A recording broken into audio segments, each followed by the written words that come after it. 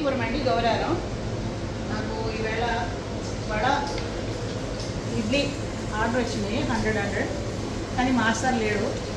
ఈరోజే మాస్టర్ ఊరికి వెళ్ళాడు, అందువల్ల నేనే వేయాల్సి వస్తుంది. నేను ఆర్డర్ క్యాన్సిల్ చేయలేను కదా, చేస్తున్నాను.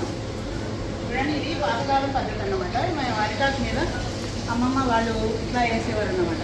అమ్మమ్మ కానీ నాన్నమ్మ కానీ మా వాళ్ళంతా ఇట్లా వేసి, ఎందుకంటే లెఫ్ట్ హ్యాండ్ తగలకుండా ఇట్లా ఆకుని లాగిస్తాం అన్నమాట. ఇట్లా వేసి ఏమవుతుందంటే ఇక చూడడానికి కూడా మంచిగా అనిపిస్తుంది. ఇప్పుడు ఇవన్నీ ప్యాక్ చేయాలండి, ఆర్డర్ 7 కల్లా ఇవ్వాలి స్వామికి అనమాట. అందుకని ఇక నేనే చేస్తున్నాను. 100 వడ, 100 ఇడ్లీ, దోశ కూడా ఉన్నాయి, దోశ ఆర్డర్స్ ఉన్నాయి. అన్నీ మెల్లమెల్లగా వేస్తున్నాం అనమాట. ఎందుకంటే మా మాస్టర్ లేకపోవడంతో వేస్తున్నాను నేను. నాకు అలవాటు తగ్గిపోయింది, అయినా ట్రై. ఎందుకంటే మనం చేయాలి, తప్పదు. మన హోటల్ అన్న తర్వాత చేయక తప్పదు. ఇదండి మా వీడియో.